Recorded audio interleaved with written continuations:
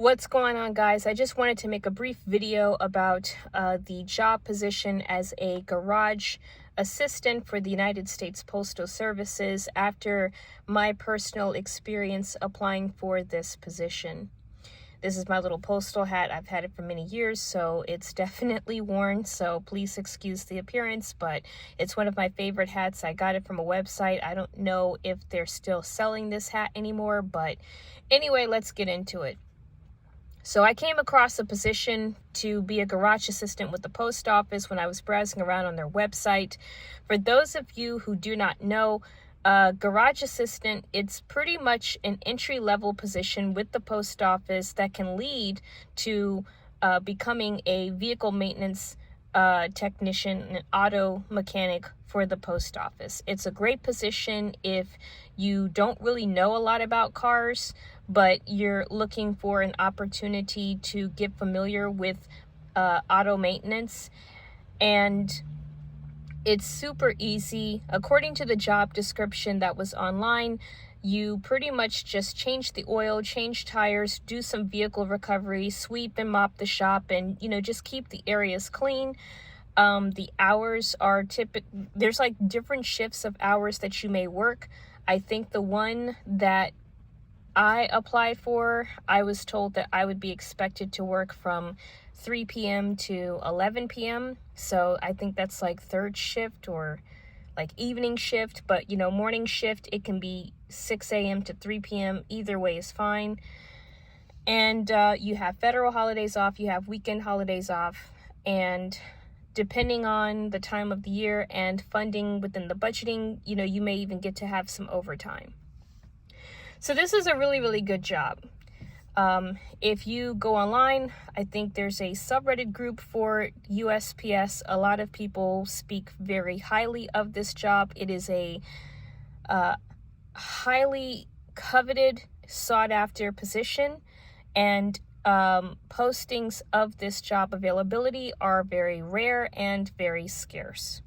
So if you are interested in it and there is a position being posted someplace close to you or a place that you are willing to relocate to, definitely check it out.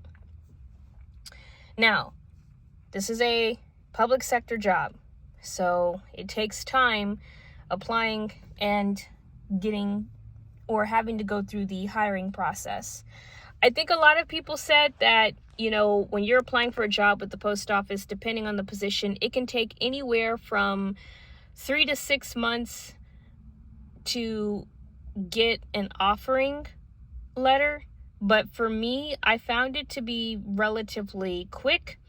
I applied 1 week in May, and then a few days later, I got an email to take the assessment.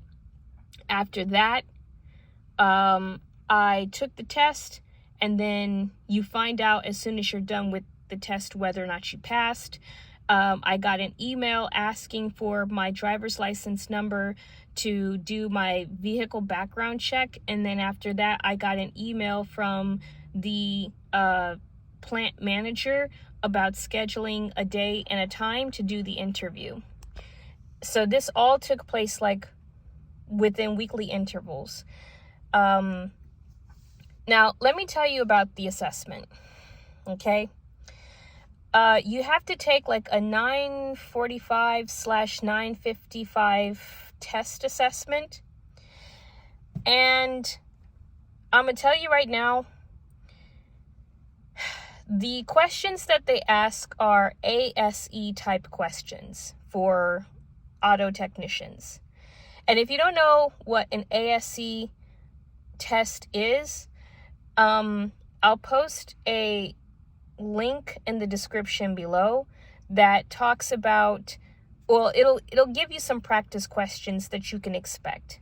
These questions are very, very specific. And if you've never taken one before, and if you don't know jack shit about cars or vehicle maintenance, I'm just being honest with you. Don't waste your time trying to study, because you either know it or you don't. And you have a week to schedule a day to take the assessment. And I guarantee you, you are not going to be prepared to take that test within a week. You either know it or you don't.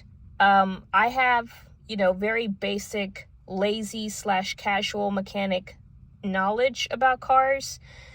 So I just used what basic understanding that I understood about vehicle maintenance to take the test. And that was honestly the best I could do, and I barely passed. You have to make a 70 in order to be considered eligible for the position.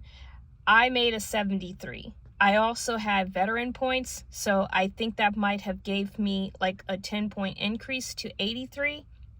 I don't know, but I think that might have helped me out. But yeah, like when I took the test, I didn't even bother wasting time like trying to figure it out or looking at the question, because it is timed. But like I said, you either know it or you don't. And even skilled technicians that have worked in auto shops for 3 to 5 years or 10 years or 15 years that take that test, those kinds of tests, like even they don't know the answers to those questions, because they're just very, very specific, like things that you don't even think about when fixing or repairing a car. I can't really remember the questions that they asked, but yeah, so don't even sweat it. I think that there is a playlist out there, but it's like it's generic videos, like basic 101 videos about various different systems within, an automobile, like the brake system or suspension system, your engine, your transmission, things of that nature. But that's still not going to be enough to take this test and pass it. So, I mean, I don't know. If you are good and you know that stuff, more power to you. But yeah, if you don't know jack shit about cars or fixing them and the various different systems and the components, bruh, that test, just go in and do your best. The pay is, I think, $22 an hour. The annual salary is $45,000 a year. If you do decide to test out again, because I think you're eligible to take other assessments to increase your eligibility for other positions within that department. If you test out, you can always apply to be an auto technician, and their pay is $49,000 a year. I think a little over 50,000, I'm sorry, because they make $27 an hour.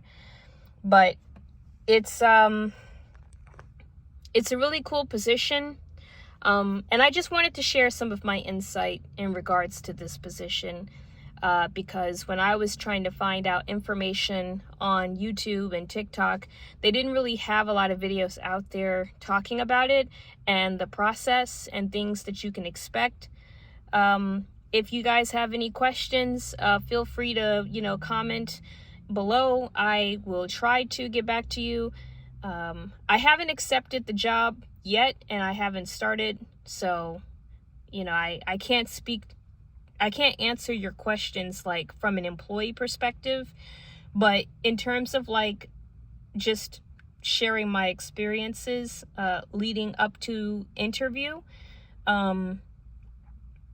I'll be happy to answer. Oh, and also, if you do make it to the interview stage of the hiring process, the interview is very, very easy. I did not have to take like